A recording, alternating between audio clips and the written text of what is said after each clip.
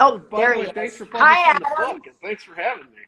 Oh, well, thank you for writing the book, and thank you for your service to our country, and thank you for being out there and publicizing the book. We had you in the Sunday paper yesterday. I love this cover. I love the term renegade because it describes you.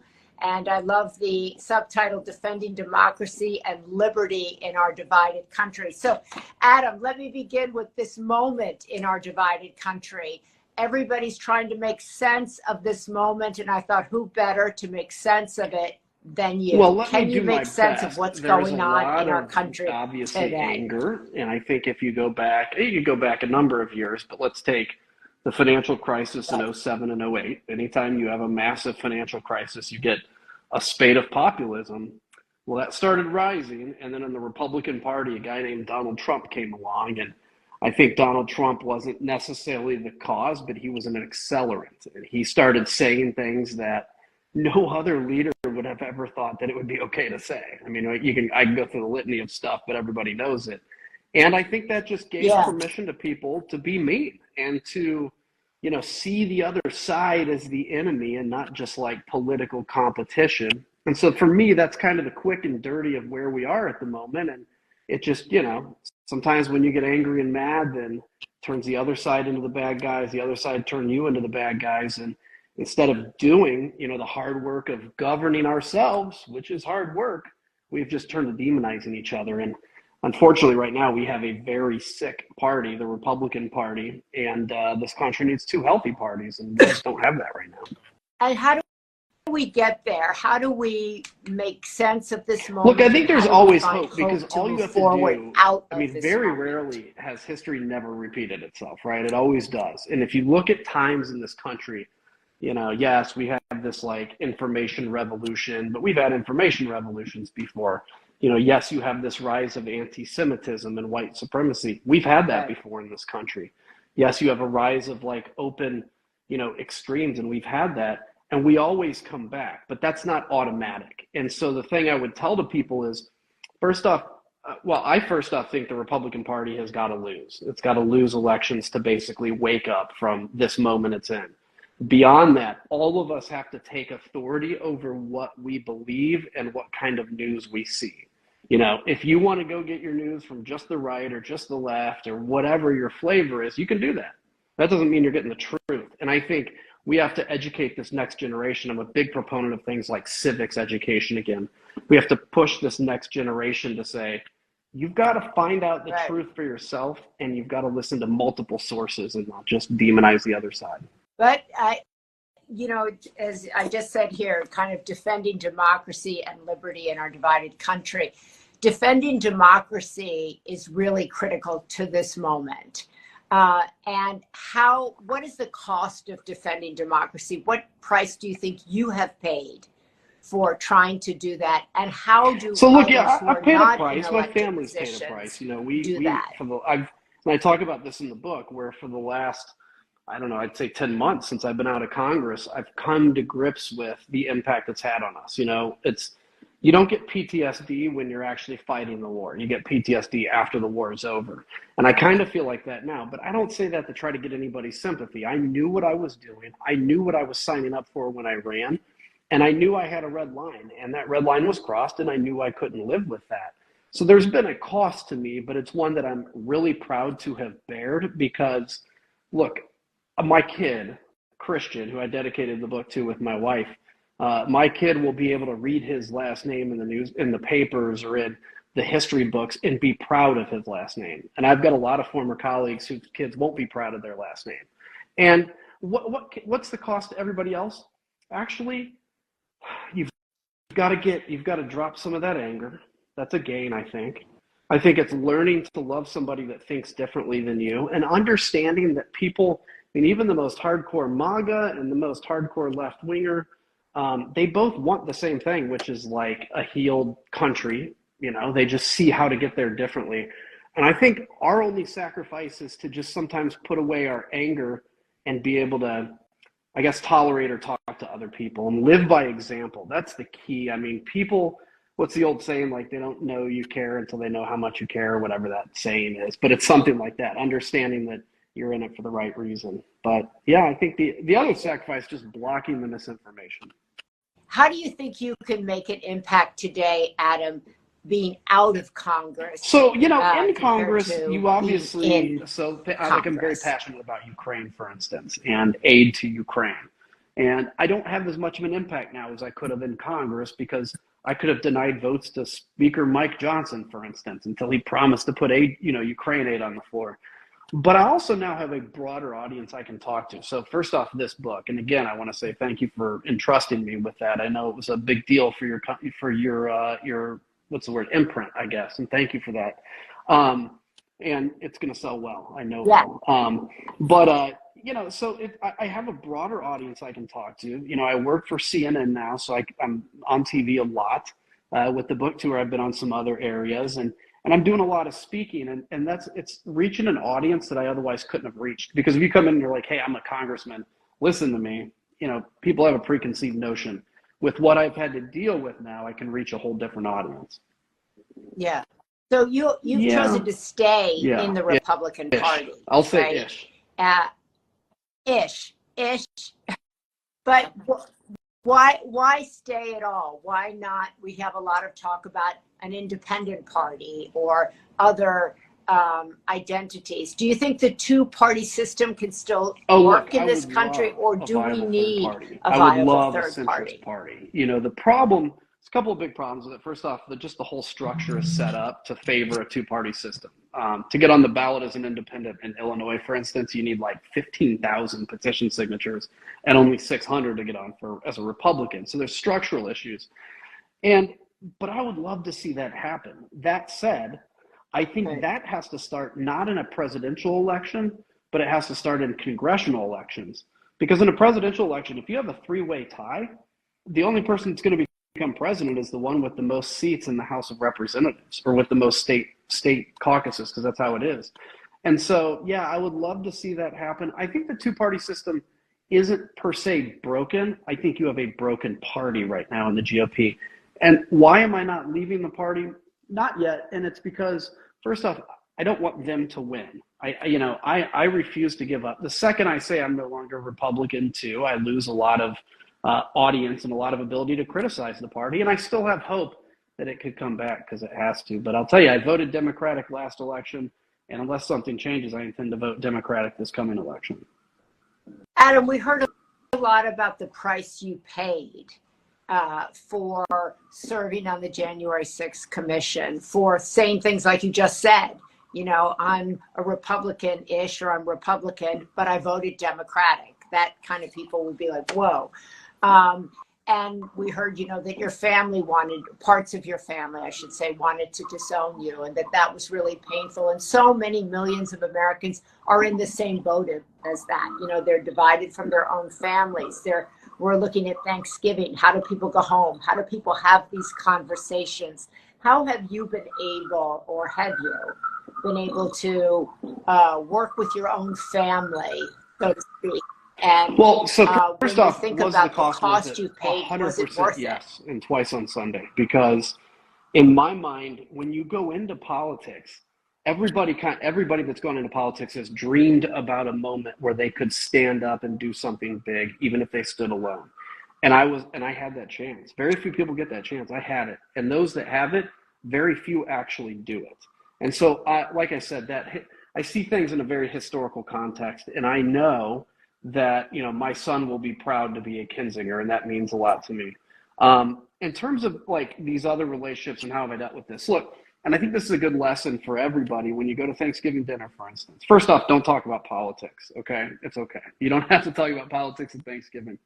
You can talk about Renegade. Yes, that's a very good one. Talk about this book. Talk about this book.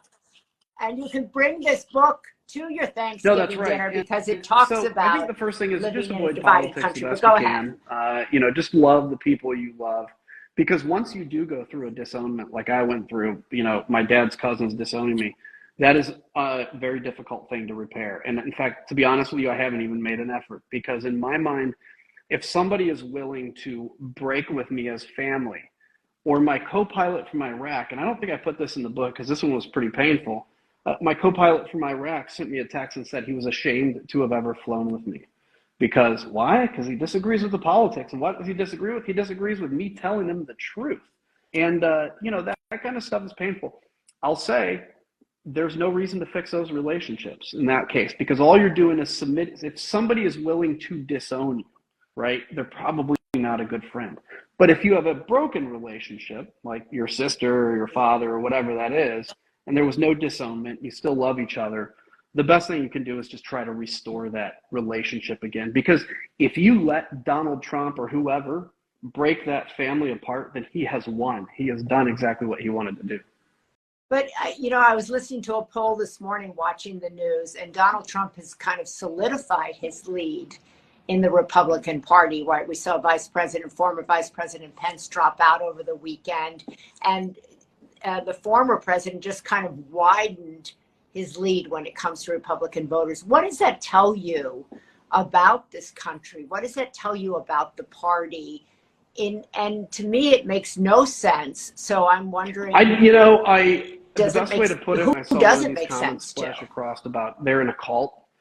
It is. It's a cult. And, a cult is basically defined as, you insulate yourself from the outside world. Many times you follow a personality. You don't have a consistent viewpoint, right? That's what the GOP has become. And a lot of these people, like Mike Johnson, for instance, the new speakers, smart enough to know he's lying to the American people, but he doesn't want to exit that cult. Right. Because, Maria, one of the things I think people fear more than they fear death is being kicked out of a tribe and losing their identity, right? And so I think what's sad is there's been look at somebody like me I'm a moderate Republican, but fairly conservative, being completely excommunicated from a party, not because I had some view they didn't like, but because I won't bow to the Orange God King. And that to me shows that it's a cult. I think that's the problem.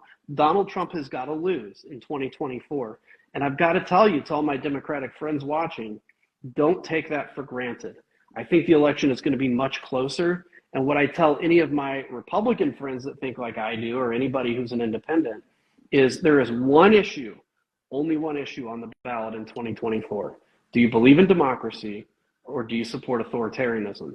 And I think all the other issues, you may disagree with Joe Biden on every issue he's done, but you know what? He's not an authoritarian, and he likes democracy. That's the only issue on the ballot as far as I'm concerned. I do. Now, do you think people go down to should vote singularly on that? Republican member of the House or whatever that's been speaking out. I can't think of any, but maybe there's some out there. Don't vote. Vote. You do your research, all that kind of stuff. But I think there is just one issue on the ballot, because if Donald Trump wins, imagine the interstate and you have the guardrails, right? When you go over the bridge, those can take an impact. Boom, you keeps your car on the road. You don't fall off into a bridge. It can take one impact. If another car hits that same guardrail before it's been fixed, it'll tear the guardrail off and it'll go off in a cliff. Those guardrails were tested and they barely held on January 6th. They have a game plan now, and the only way to keep them out of that is to keep them out of power. Adam, where do you bring or find your hope today in this moment? I think this book is full of hope. You strike me as someone who is full of hope, who's patriotic, who believes in service. But so many people are disillusioned about the government. They're disillusioned about our inability to bring around sensible gun reform. They're disillusioned about what's going on in the rest of the world. And it's a great where do you question, find because your I find my hope hope at this partially moment? in my faith, right? I believe in God, and I believe that he's in control, and I have that trust. I find my hope in we've already done a few of these book signing events, and going out and literally having people come up to me in tears, thanking me for what I've done. It gives me tears when it happens. And that shows me that in the core of America, there's still that, if people were kind of passive or agnostic about what was going on, that's when I would lose my hope. If people quit tweeting, tweets all over Twitter, or putting political Instagram posts up, that's when I would lose my hope. Because the fact that people are angry about where we're at, and the fact that I get those folks that come up and want to take a picture with me, not because I'm a famous celebrity, but because they appreciate what I was able to do, shows that core still exists. And that's where I find my hope. And maybe we fail. I'm not naive to think that this country couldn't fall apart, but we haven't yet. And I refuse to leave Christian Kinzinger a country worse off than I inherited, because we'd be the first generation to do that. I love that. I agree. I find my hope in everyday people, people who want to defend democracy, but people who show up in hospitals, who are nurses, who are doctors, who are essential workers, who kind of are under the radar, under the headline, under the news, the glare of the news, and they are just working. What I always say, moving humanity forward. Adam, talk a little bit about the fact that 18 people are killed, and the fact that it bothers us and makes us angry also fills me with hope, because most of us don't know those 18 people. We could just write that off, but we care. We care about the atrocities that were done to the Israelis. We care about the lives of Gazans, even if we support Israel's right to self-defense. That gives me hope.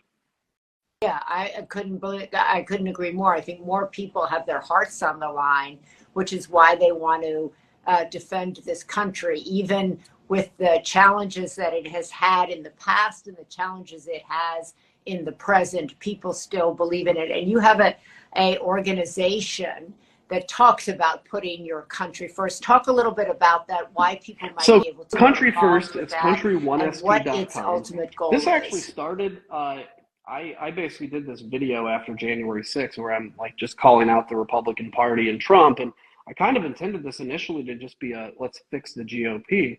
And I came to realize, though, the fight's bigger. We need to support people in both parties that put the country over the party. That's the most important thing. And it's not just congressmen and women. It's also local elected officials. So that's what we're investing in. So as you know, I love foreign policy, and I love America's role in the world.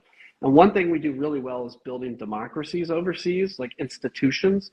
We don't do a good job of doing that at home because we never thought we had to. And so I see Country First as a democracy building institution. And I'm really excited because we started something called Country First Academy, because you probably get this where you have people like, hey, I want to go into journalism. What do I do? Right? Yeah. I get it all the time with politics. I want to go into politics.